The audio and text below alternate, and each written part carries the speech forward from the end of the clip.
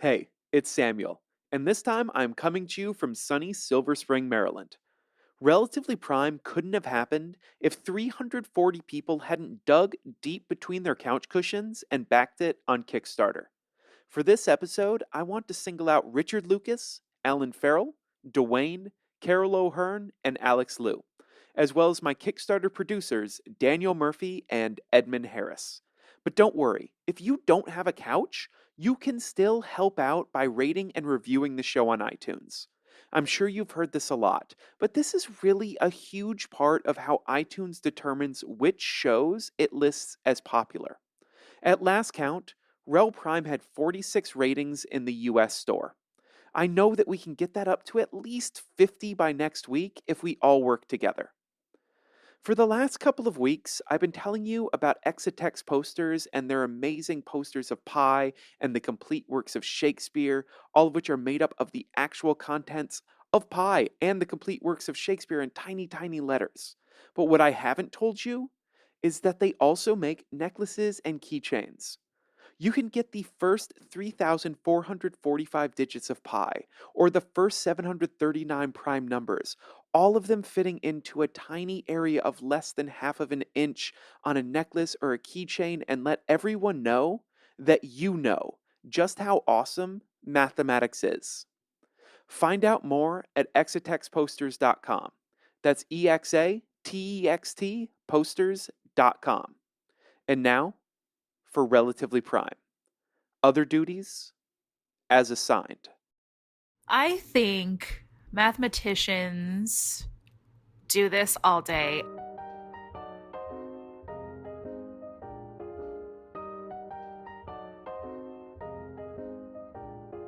Mathematicians, I think, spend the day trying to quantify meaning to things that we don't necessarily always think about.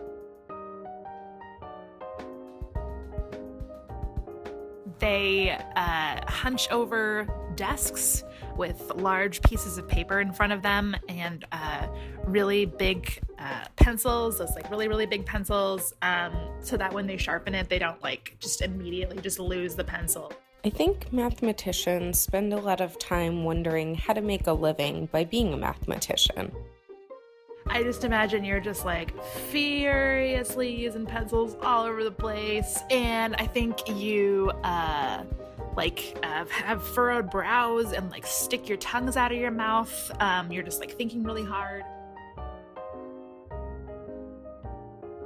I'm pretty sure what a mathematician does is he goes down to a factory. It's kind of like Lucy and Ethel in the chocolate factory.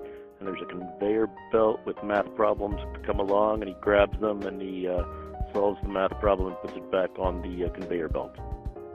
Oh, that's my cat in the background. Minnie, what do you think mathematicians do all day? What do you think? Yeah, no, Minnie, I don't think they do that. Anyway, my cat doesn't know math, and neither do I. Goodbye. I want to thank my friends for sending in those recordings of what it is they think that mathematicians do all day. And guess what? They got it all right. And they got it all wrong. Except for Minnie the cat. She wasn't wrong at all.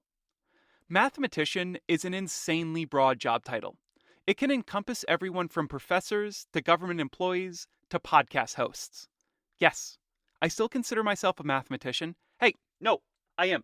I am a mathematician. You be quiet. I am a mathematician.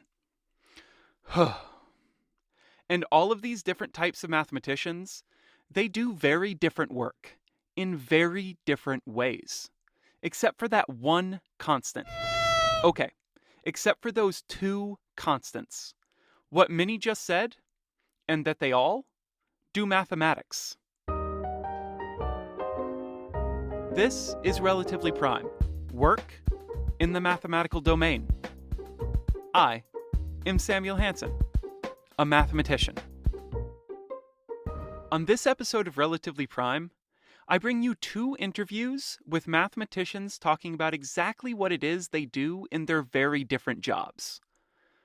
Oh yeah, and I resurrect the first podcast that I ever hosted. I probably should have left it dead and buried. We're just going to have to see. I'm definitely not starting there, though. I want to ease us all into that. So, first, let's start with the type of mathematician most recognizable to most people: the academic.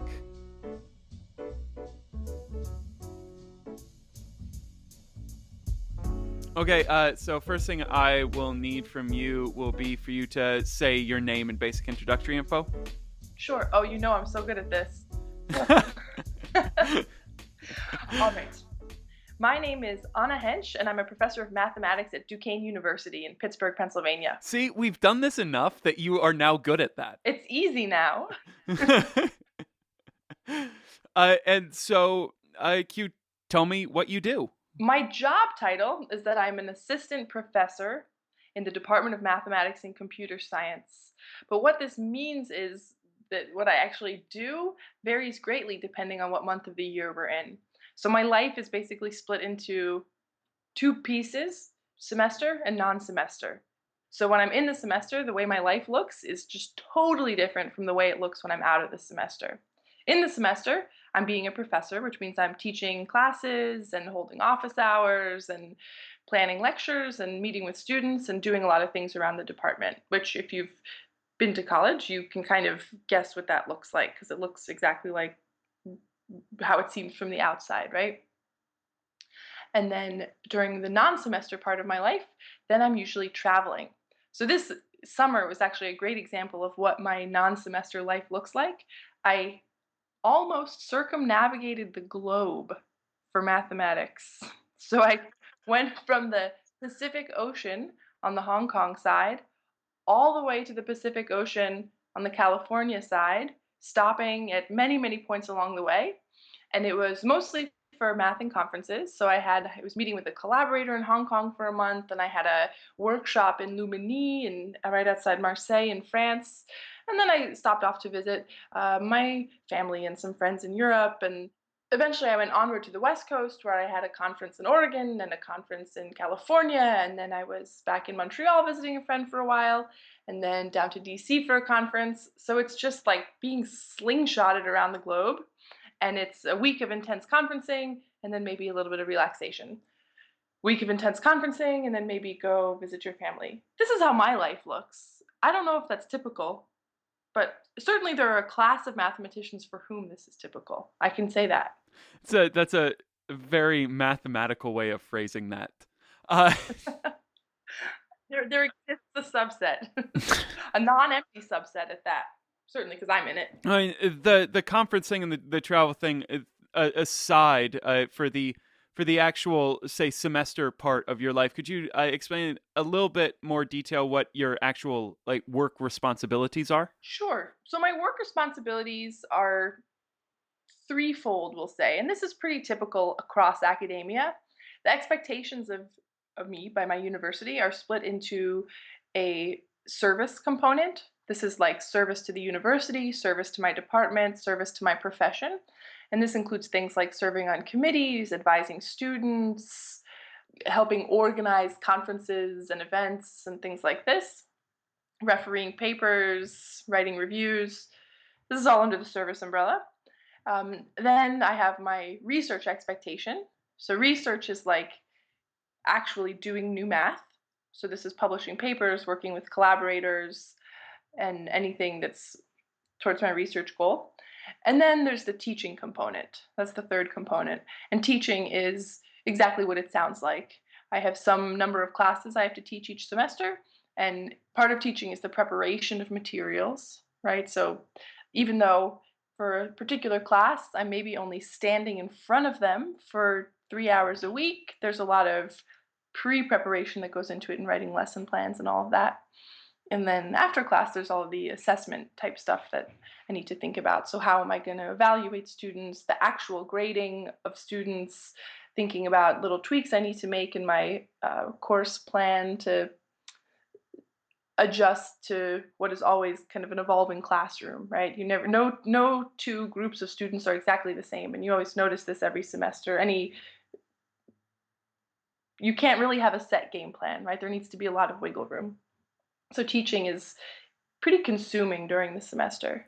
When you're coming into a classroom, or when you're coming into the university, say not today since today is a holiday, but on a regular day, can you walk me a little bit about through how your actual like day at the university during the semester goes? Sure. So let me pick a sample day. Let me pick Tuesday. Tuesdays are nice. So I wake up in the morning. I bike to school, which I love. I get there at about 8:30, we'll say, and my first class is at 9:25. So for that first hour, I sit in my office and I do my what I call my email text message sweep, which is I go through all my text messages and emails from the day before and make sure I responded to all of them appropriately because sometimes things get lost in the shuffle. So I usually do that for about 20 minutes.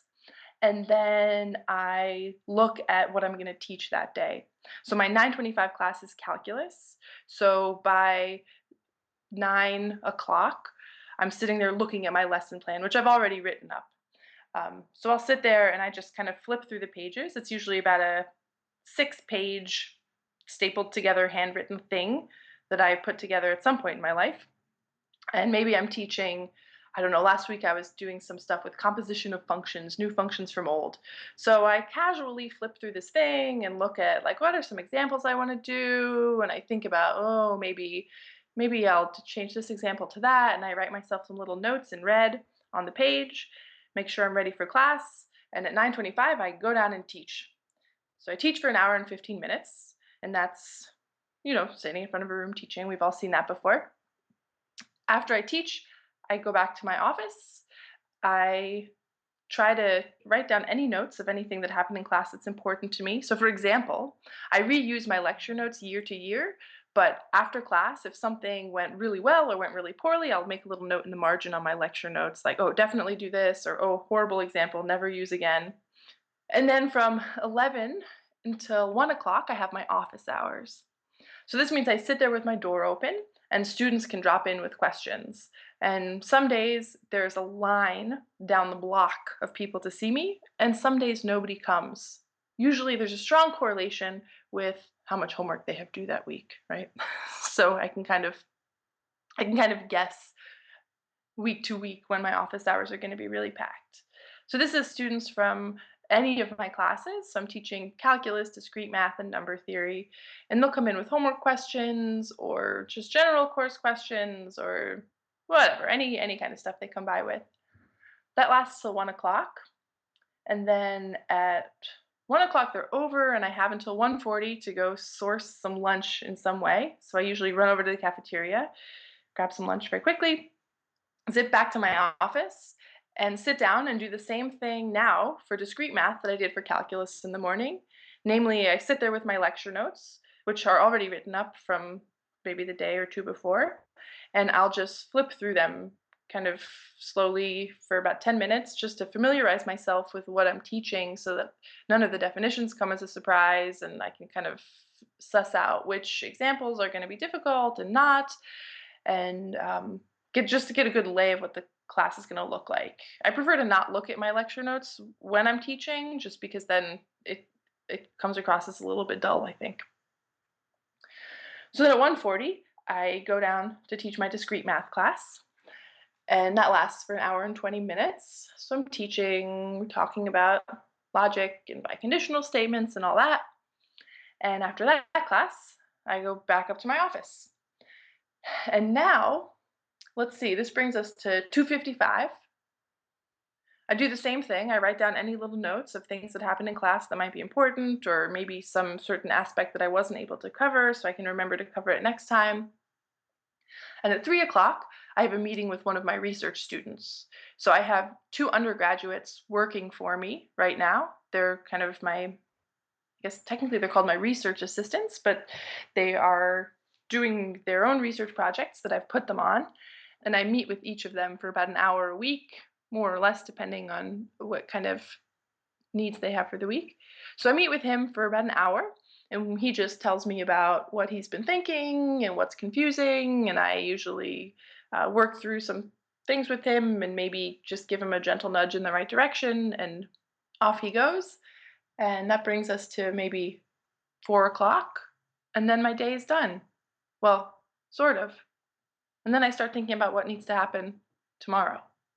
So then I'll start maybe pulling out lesson plans for the next day and seeing what I need to plan, what's already planned. And I'm a big folder person. I have like different colored folders for every class. So I just kind of do the folder sweep and make sure that there's like something to teach the next day in every folder. And depending on my energy level, if I'm feeling really good at 4 o'clock, then I'll say, like, let's do some research now. So right now I'm working on an NSF proposal, which is due on October 9th. And basically that fills in all the spare cracks. So from 4 until about 6, I would sit there and work on the proposal because that's something I can do with that level of exhaustion. It's reasonable to work on an NSF proposal. So that's what I would do in the evening. And then eventually I go home. Sounds great, right? So how much of your time are you actually doing mathematics? And I'm assuming that it probably changes from the semester time and not semester time. Well, it changes, yeah, semester to semester and day to day. So Tuesdays are particularly harsh, right? You can see that I'm basically from the moment I get there until 4 o'clock. It's basically 9 to 4. My time is completely booked, right? But take a different day, for example, Friday, I don't teach at all.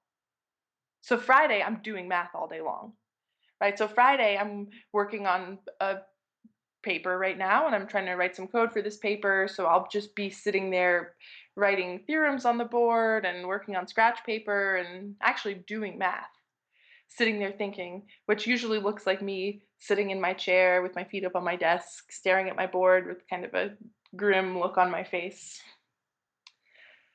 So that happens on Fridays. It happens on Mondays as well. Mondays I have a particularly light load. So I would say of my week, what do we have? Monday, Tuesday, Wednesday, Thursday, Friday. All of Friday, most of Monday is spent doing math. Tuesday, Wednesday, Thursday, I do very little math. That leaves a lot of time for not like doing literal math things, but how much time do you spend doing not math and also like not teaching and teaching related things? How much of your time are you spent doing like admin and meetings and stuff like that? Hmm. Very little, actually. Very little. So there's not a tremendous amount of service time dedicated to meetings at my university, but the time that I consider as service time, I spend a lot of time working on like doing math reviews, and I'm active in the AWM. So I'm meeting with them, committees for the AWM, and some work that I do for the AMS, like blogging for the AMS and social media stuff. So I think that my service time, a lot of that is spent doing not in-house stuff, but kind of out-of-house service to the profession. What about math that is not directly work or even like your normal like conference and paper writing type things? Is there any math type things that you do for fun? He asks in a very leading manner. Well, this this is probably, yeah, let me think. What I consider as the math that I do for fun is the advising of undergraduate math research. I find it to be not only tremendously fun, but tremendously rewarding. So I'm in a position that I can kind of handpick students to work for me that are very, very good, very strong mathematicians and hard workers. So I know what I'm getting into. And the work that they're doing, it's tangential to my research, but it's not like my actual line of research. So it's not got that stressful gravitas attached to it that my own research does.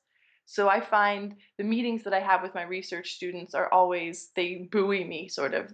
I'm always feeling really excited and like I'm eager to hear what they've been learning. I'm eager to hear what they've been doing, and they're like scratching away at these little problems. Not little problems, they're interesting problems, but they're, scratching away at these problems, and it's an exciting departure from my week to hear what they've been up to. So that's the most fun.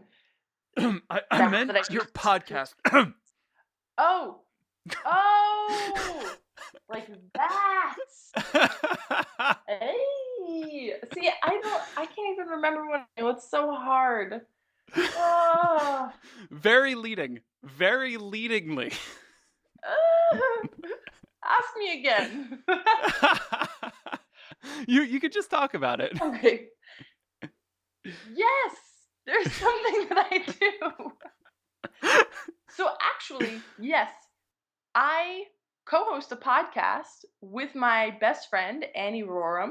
She's a policy associate at the Weldon Cooper Center at the University of Virginia. We co-host a podcast called The Other Half, and it is an exploration of the math that you see in your everyday life. So it's a podcast that's intended for not math enthusiasts, maybe even the math phobic, to just exhibit how much math there is in your everyday life and how you can really use mathematics to deal with commonplace issues like racism, segregation, travel logistics, patent law, the really fun stuff.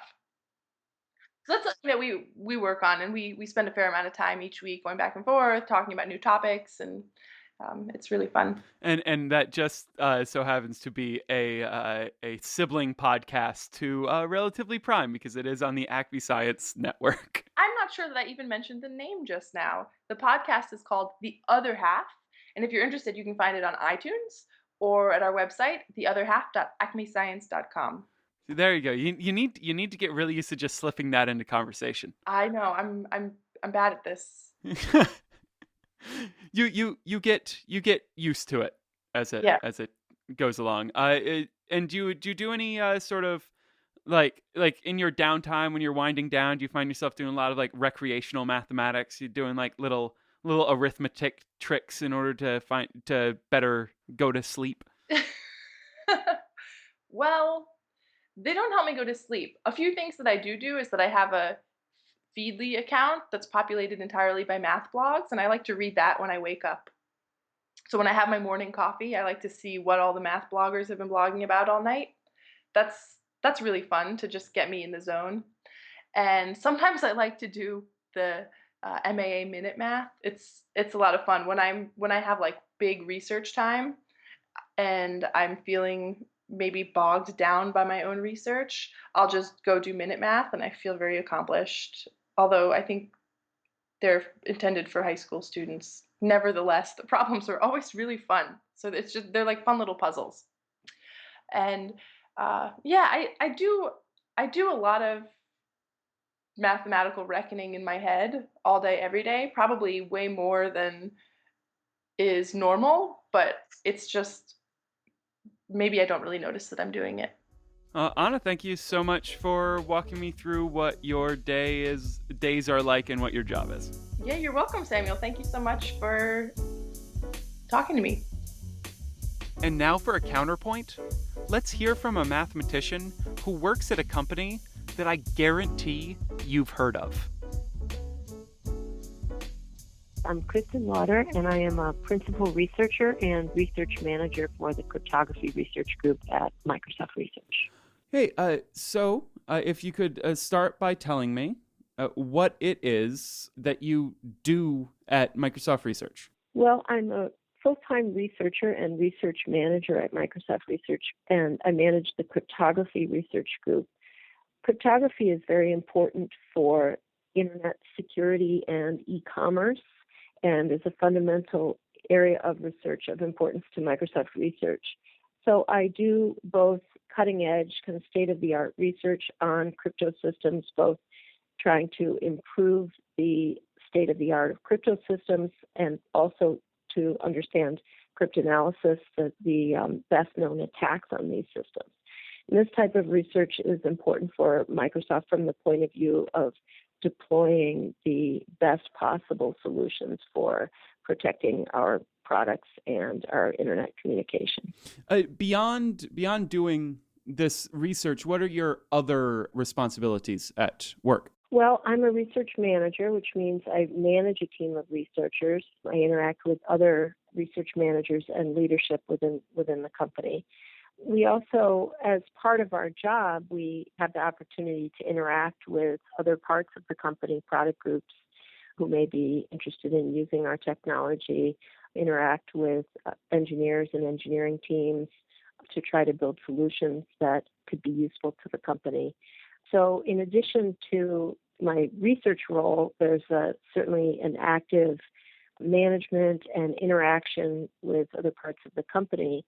But in addition, we're academic researchers the way normal professors at universities are as well. So there's a large component of my work which has to do with service activities, attending conferences, doing reviews and program chairs for conferences, things like that. So I have a large component of my job is quite similar to what a researcher at a university would be doing as well.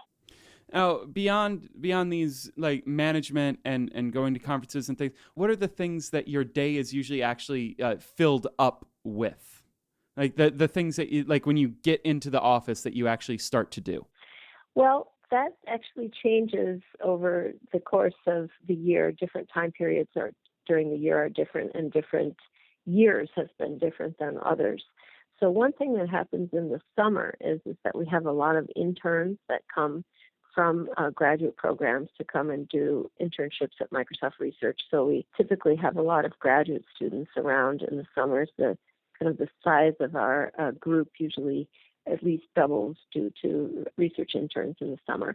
And we actually, I spend a lot of time just meeting with interns and working together on the projects that we've selected. Another thing that I'll do is meet with other researchers within either my group or within Microsoft Research, either for management reasons or for collaboration reasons. And the same goes for meetings that I have with people from product teams or other segments of the company. So I think maybe one thing that's quite different from being in academia is that we use Outlook as our email and scheduling client. And my schedule from at least, kind of 9 to 5 or 9 to 6 every day is typically filled up with meetings. And unfortunately, it's not quite as regular as having kind of a professor's schedule of teaching classes and having office hours where you have just, a few things scheduled every week and then you have quite a lot of other free time. Most of my weeks are very, very scheduled. So if you look on my Outlook calendar, you can see I go from one meeting to the next.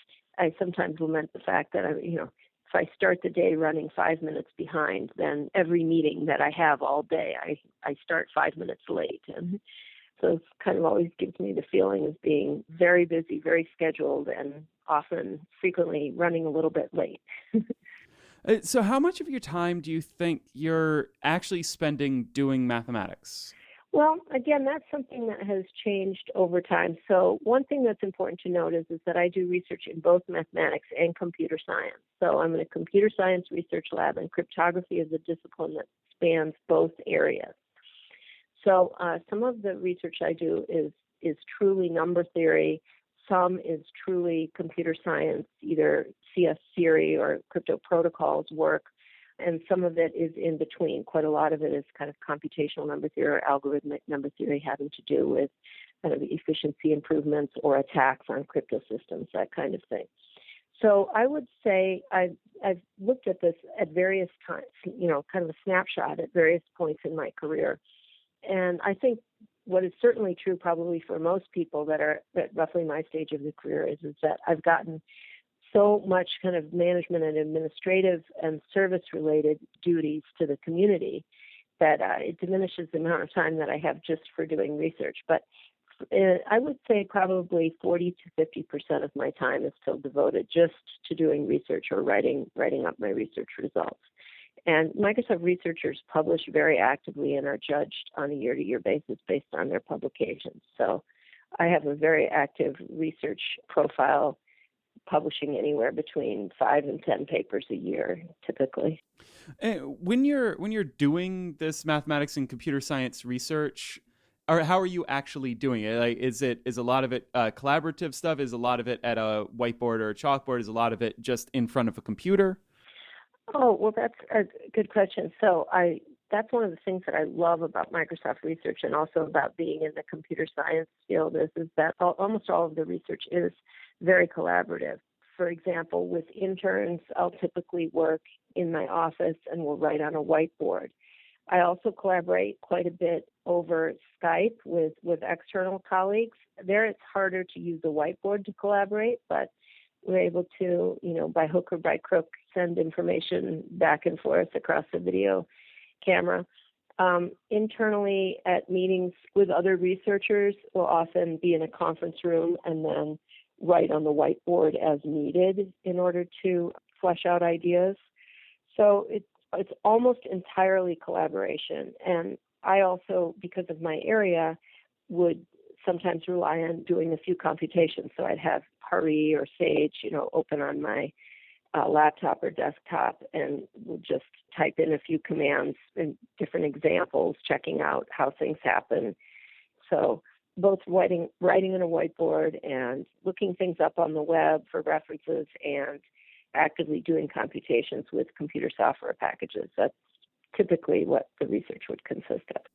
So when you're doing things that are not mathematics, I mean, you mentioned that you're in a lot of meetings and things like that. How much of your time do you think is like devoted to more kind of maintenance related tasks like email checking and things like that? Well, I have come to believe that I'm not alone in the absolute email deluge that's plaguing our profession and many other professional occupations. So I think it's partly because I'm overcommitted in terms of my service activities because of my role as president of the Association for Women in Mathematics, other service within the mathematical community combined with a lot of service within the cryptography community, from program committees to program chair, conferences that I co-organize, things like that. I have an absolute email deluge that I'm always behind. I have hundreds of messages come in every week that I absolutely cannot answer. So I'm kind of always on an emergency basis of what I can answer. And that also has partly to do with the fact that my schedule is so full. I have a full-time schedule working all day, and then I also have kind of at least a half or a full-time job every day to answer the email that came in. So the reality is that most of that email just absolutely cannot get answered unless I work all night as well as all day. I'm starting to feel a little bit bad about taking time away from all of your work here. So I was wondering if you could walk us through one of your day's schedules. Okay, so I'll pick Monday since I've just been looking at my calendar for Monday. So I have a 9 o'clock interview with someone from the press who's doing exploratory interviews for a news story. And then I have a 11 o'clock meeting with colleagues in the quantum algorithms group about an ongoing collaboration that we have. And then at 1 o'clock, I have a meeting with some staff support within our PR division to help improve my group's internal and external web pages to help people be able to kind of access the information about what my group is working on. And then I have a meeting with a program manager who's helping me to manage some relationships with product groups. And then I have another meeting at 2:30 with an intern, which is basically a collaboration meeting. And then I have another meeting with a group, which includes one of my interns and some of my colleagues in the machine learning group and an engineering support staff that we've been collaborating with. So that's kind of a collaboration meeting. It's a bi-weekly meeting. We meet twice a week. And then I have a new kind of exploratory meeting. I think it's at 4:30 with another colleague in the database area that we're kind of exploring opportunities for new collaborations. So I think that's kind of representative of the range of things that I would be doing during a day. It has to do with a lot of collaboration, but collaborations that are at different stages and of different natures, with different types of people. That is definitely a lot of work. It's like, and that's just Monday. Yeah, and living my idyllic little podcasting life. That's so much stuff. You you mentioned too that you are the president of the AWM, the Association for Women in Mathematics, and so could you tell me a little bit about the work that you do there? Like what does being president of the AWM encompass? Oh, well, thanks for asking. So, first of all, having the opportunity to serve as president of the AWM has really been one of the most rewarding experiences of my professional career.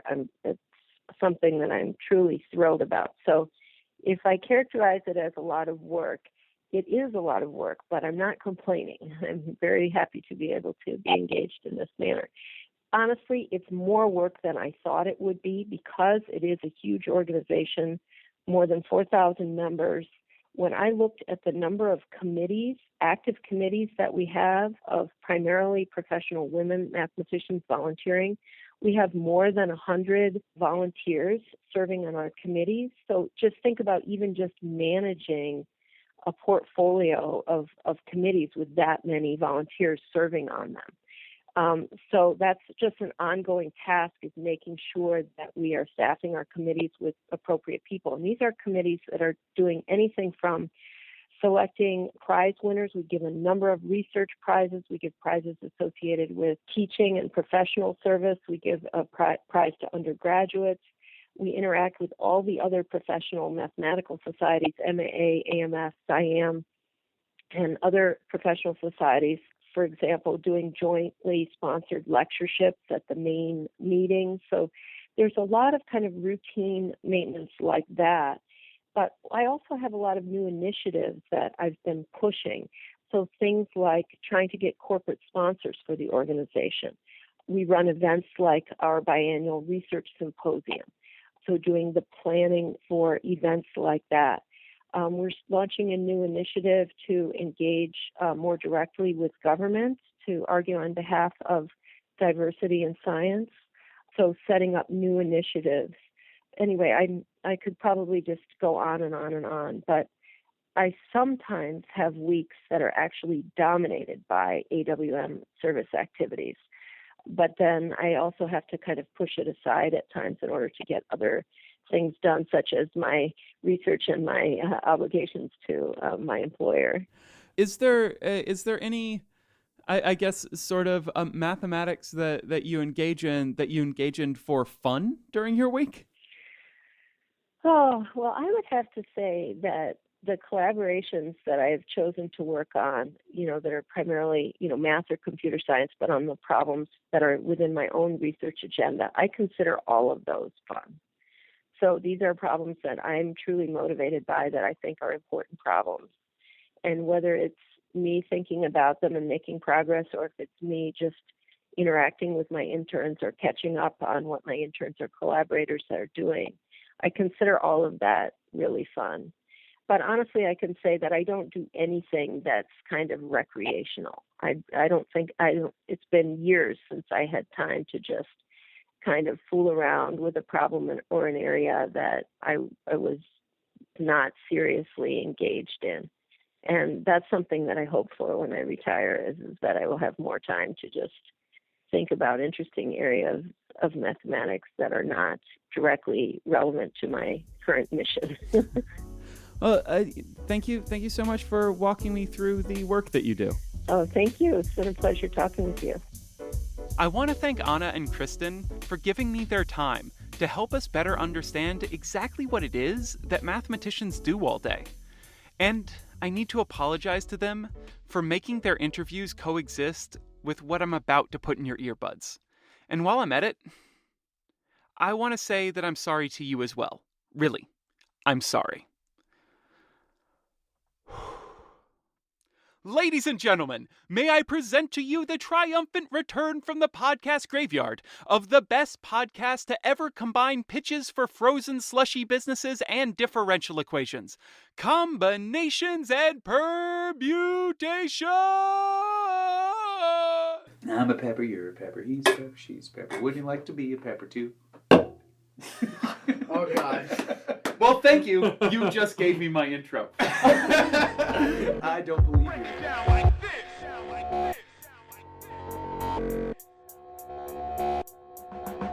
Hello Hello, I'm your host Samuel Hansen, and you are listening to a special relatively prime edition of Combinations and Permutations.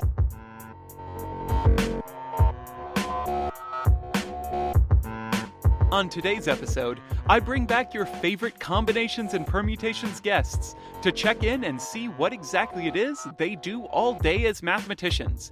And not only that, I made them tell me without using Wikipedia. Here we go!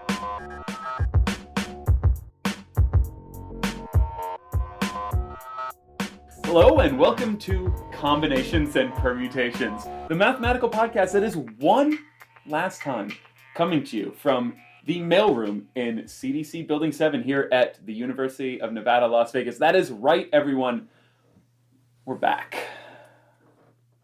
So I guess that means that once again I have to introduce everyone. And so I guess first up, I'm just going to go in order of when they first appeared on one of these podcasts.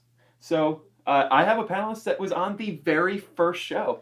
The very, very first show. And if any of you want to be very, very annoyed at poor audio quality, I suggest you go back and listen to this guy's voice on that first episode, Mr. Nathan Rowe. Yeah! Thank you, everybody, for your excitement. It's good to be here. Good to be back. And then someone who joined us like 20 or 30 episodes in, I don't know. I don't really care. He kind of hates me, and he sort of always has. Mr. Brandon Metz. Only slightly, Sam. I wouldn't say. Brandon, lean forward. I wouldn't say. It's Sean, not like I abhor you. Our final guest is trying to take a picture of all of us, so we all need to lean forward. This is the first on-air selfie we've ever done. Selfies weren't a thing back when we used to. So the person who just took a picture joined us quite late on, like literal years into the show, and two now of them. That's how you can pluralize. Yeah. 2 years. And now, as far as I can tell, is still a grad student, but essentially just only rides his bike all the time. Mr. Sean Breckman. How's it going, ladies and gentlemen? Every time on Combinations and Permutations, we have some sort of a topic. And I don't tell the guests what the topic is, because why should I let people be prepared and ready to talk about a subject? Yeah, that is how it works. Just like old times. But I don't know if any of you have noticed, I don't have a computer in front of me right now, which means that the topic that we're going to talk about is not on Wikipedia, which is kind of out of the ordinary for us. So the topic on this episode is, what do mathematicians do? And which is why I want to talk to all of you, because all of you are not mathematicians. You are all mathematicians. You always pick topics we don't know anything about. Really, you see, we're all mathematicians, but it depends on who you ask. If you ask my mom, I'm a mathematician. If you ask anyone on my committee, maybe. So you are maybe, since you don't have a piece of paper from a graduate program yet, you are maybe the person who is least likely to qualify themselves as a mathematician. But you do mathematics as a job. And as far as I'm concerned, in my mind, that is what a mathematician is someone who gets paid to do mathematics. And I'm holding here right now Nathan Rowe's business card, which says Nathan Rowe, mathematician. So I guess that means that we're going to start with Nathan. Nathan, what do you do? Yeah, what do you do, Nathan? Very little math. But I mean, honestly, what is, like, we don't need to get into this question, but as we've defined on 70-some episodes of this show, mathematics is essentially anything. Okay, good. Yeah. All right, so all I do is math. but like so I mean, outside the bathroom door. What are you doing? So Nathan, here, you don't work in, you're not an academic. No. So you work in industry. So tell us about like the industry you work in. What you do, like what your day to day actually is. Somehow I mostly do the work of a software engineer. So I'm writing code in C#, C++, really algorithmic code. Usually things that the other people couldn't do because it was a little bit too mathy. So whenever math gets involved in algorithms, then I get them. And so I think of them as the fun problems. Everybody else thinks of them as terrifying. Bunch of babies. And that's what I did in my previous job, which Sean's doing now, I guess. Kind of. So it's So but what the industry you're working, what is it? What are some of these problems? Okay, so I currently work for a 3D printing company called Full Spectrum Laser, or FSL 3D, and I do computational geometry type of stuff such as calculating the volume of a three-dimensional object that's defined by a triangular mesh. Sean, Nathan mentioned that he used to do a job that you now do, and so you do two different jobs, because since you're still a student and you're still doing research for your dissertation, but you also are working in industry. So if you start talking about first off your industry work. All right. I work at a small company called Telesecurity Sciences. We're like 8, 9 people total. We do a lot of things, but a lot of it boils down to an area of expertise that the CEO and the CTO have, and that's in basically it's just in X-ray imaging. But that spans a lot of industries. So we have contract work in defense that, and I use defense loosely. It's for the TSA. We do a lot of things that are even just barely related to that work. Like I just spent a year with a couple of guys writing software that just converts file formats for those machines. I'm telling you, it's ladies and gentlemen, major in math. It's very exciting. But the company also does a lot of work with healthcare, like health imaging. So there's lots of different ways that X-ray, CT scans. Because you have X-ray, you have CT, you have MRI, you have we only deal with X-ray. We really only deal with X-ray. But actually, when I was there, before Sean was there, that same company did work with some of the full body scanners, but the X-ray based full body scanners that. So that's the CT, and I myself wrote. I looked at a lot of naked humans, and I wrote a crotch detection algorithm to try and localize, because that's one of the key. I mean, where the legs connect is an important joint in the body where we're thinking. And so I wrote an algorithm based on convolving with some crazy V-shaped kernel and I found those crotches. Although it sounds fascinating. That is staying in. This is what they call machine learning. Right? So right now, what are you working on currently? Right now, I am doing mostly proposal writing and report writing for an NIH grant that the company received. Yeah, that's my uppercase P professional work. So then what do you what do you say you do here? I work with people. which incidentally is what I do. So then as a grad student, which is that's a major part of any mathematician's life. It really is. If you're going to be a mathematician, you are going to be a grad student at some point. What are you doing as a grad student right now? All of those things I just said are completely irrelevant to what I do as a student. My research is in numerical analysis of fluid flow models. And there are lots of different paradigms. Many listeners might be familiar with the Navier-Stokes model, which is the physical model for incompressible fluid flow. So incompressible Navier-Stokes is where I do a lot of my work. But there's depending on the problem that you're trying to model, you use a different paradigm, a different model, so to speak. Because doing numerical analysis on Navier-Stokes for any real problem is actually an incredibly expensive endeavor. It's computational. Honestly, don't care about any of this. What do you actually do day to day? I'm really wondering about what your actual day to day is. Since my work is numerical analysis, typically what we do is we decide on one of those large eddy simulation models, which is where all my research is. We decide on one of the models. Once we have a model, then what we do is we pick numerical schemes. And then what I do is I go around with different kind of baseline problems, really standard problems. So what I do is I run a whole bunch of different schemes under a whole bunch of different settings, and I just report the results. Okay, so what you're saying is that you run a computer program and you put those results into Excel and then you show them to somebody. So what the thing is, though, a lot of these take so long to do that I actually have to commandeer half the computers in this office building. And I've done that. I've got half of these office buildings just churning out results for me. I'm remote logging into computers all across the country that friends of mine have donated, that I have just been running simulations. I got a buddy of mine in Canada who has a computer. He's got a couple old iMacs just that are still fast enough for me to run my simulations on. So I log into these things remotely, and he keeps sending me messages like, my kids are amazed at the swirls.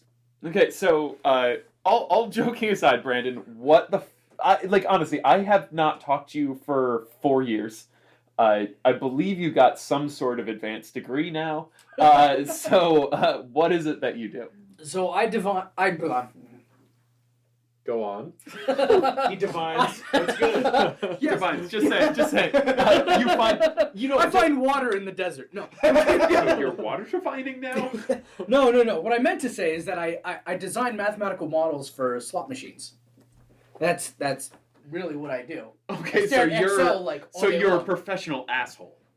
Well, Yeah. I mean, we try to keep the player's interest in mind and what's fun for them, but so there's.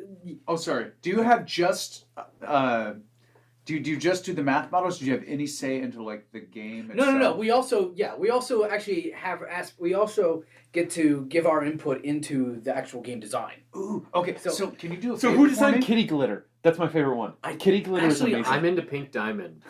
Guys, I got a better We one. all went to school in Guys, Las you Vegas. guys, you were talking about some amateur hour slot machines here. What are you all about the Sex in the City? No, guys, will you just calm down and listen? This is very important. I saw the greatest slot machine of all time. Are you prepared for Rorschach Riches? What? I have not seen this one. I've seen a lot. Rorschach Riches, so it's like a shark with a Rorschach. Okay, so Sharknado, Rorschach okay. Riches, continue. So, guys, Rorschach Riches. All right, so it's like Rorschach test? Rorschach ink blots, right? Yeah, If you line up all the different ink blots, like those are different ways, different combos. Like I don't know what that means. I have no idea might what be the symbol best this is. designed slot machine ever because no one can look at it and be like, I should have. I don't know if You're I should have won. schizophrenic at the end, and you came into it perfectly healthy. I play some of these slot machines, right? We're expected to go out and play and study our competitors' products, and I'll play some of these and I'm like, why is this not paying? There's like 400 lines here. Why is it not playing? Why am I not winning anything? It's just What's your day to day like when you go through like what do you do for designing these things? well, most of the time it's all probability, so sometimes it can get pretty crazy. Yeah, but, I don't like once again not But the again, math. Like tell well, me what you're okay. actually doing. all right. Well, shut up, Sam. So It most was a times- matter of time. He's not playing Rorschach Riches. That's the problem. Someone here. had to So say. sometimes I go in and I sit down, I stare at Excel for like 8 hours a day. Okay? It's just staring at Excel, doing very basic probability calculations for the most part. There's some interesting things, but most times I sit there, I figure out exactly what this mechanic requires. So like how expensive is this mechanic for the game, right? You have so much in and so much out. And so all slot machines have to have a negative expected value. They have to. The house needs its advantage. Yeah. So it's my job to design these games with that in mind and to keep them within, regulations and the correct bounds that there are. Now these can range anywhere from 85% return to player to anything up to, I think New Jersey maxes out at 98. I think they're the highest that you can go. In the end, it's just finding expected values. Like I do that like 40 times in a row. Now that's not to say there isn't some exciting ones. Sometimes there's someone recently used a hypergeometric probability distribution. And I don't even remember what game it was, but they actually had to look that up. I had to use Catalan numbers at one time. So there's some higher level stuff in there, but most of the time it's just me finishing these problems because they're very simple and just waiting and looking like I'm busy. Now someone asked me what I do. No one cares, Sam. Sam, please don't tell us what you do. Let's talk more about what I do. No. Better yet, let's combine these fields and make some amalgamation. Okay, well, I'm going to talk about what I do. The three of us will take turns guessing what. I you have do. a more I get important first question. Nathan, are you happy with what you do? Only medium. Brandon, are you thrilled and happy with what you do? It varies from day to day. How do you feel Sounds today? like a medium. Today feels pretty good. Okay. That's good. Good's good. I had a good day too, but Sean, how do you feel about what you do? I can't wait to be done with school. I cannot wait. Guys out there in Radioland, I can't wait to be done with school. And when I am done, if you're listening to this and you happen to be the chairperson of a math department at maybe a 4-year university, you should consider hiring me. Anyway. Well, on that, I just forgot everyone's name. For Sean Breckling, Brandon Metz, and Nathan Rowe, I am Samuel Hansen. This is Combinations and Permutations, or Relatively Prime, or I don't even know. I don't remember at this point. It's not Radiolab. It's not Radiolab. What about This American Life? It's probably not This American Life. I guarantee it's not This American Life. Nor is it Serial on the media, 99% Invisible, It Love might and be Radio. WTF with Mark Maron. It is not might be. WTF with Mark Maron. It's not Bullseye. It's not George Jessica. It's not Stop Podcasting Yourself. It's not The Heart. It's not any of the 100 other podcasts like You Look Nice Today I could name right now. This is Combinations and Permutations, and I want to wish you all a matherific week. Oh, no. Bye. No.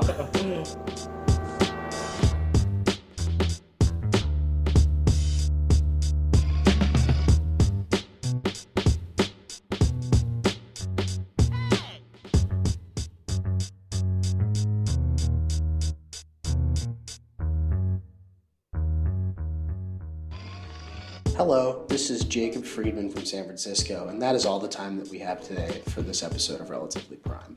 I would like to thank Jess Charlton, Gabriel Sequarios, Mike Wolf, Jen Bokoff, Anna Haensch, Kristin Lauter, Nathan Rowe, Brandon Metz, and Sean Breckling for appearing on the show. If you would like to know more about them, please go to relprime.com and check out the show notes for this episode. I also want to thank the musicians Red Shirt Beats, Lowercase n, and SB12 for the music you heard. You can also find links to more music from them on relprime.com. Relatively Prime is a production of Acme Science and Samuel Hansen with support from all of his wonderful backers on Kickstarter, like me. If you would like to help support Relatively Prime, head over to the website and click on the support button. And trust me, Samuel would be very happy if you did. You can also head over to iTunes and leave a rating and a review. That is how their algorithm decides rankings, and the higher Rel Prime is ranked, the more people will see the show. If you have any feedback or you just want to say hello to Samuel, you can send him an email at his personal account. Really, this is his everyday email account, samuel@acmescience.com. Finally, Relatively Prime is licensed with a Creative Commons Attribution Share-alike license, so please feel free to remix Samuel's voice to say whatever you like as long as you say that those words came originally from Relatively Prime. Thank you for listening, and have a matherific week.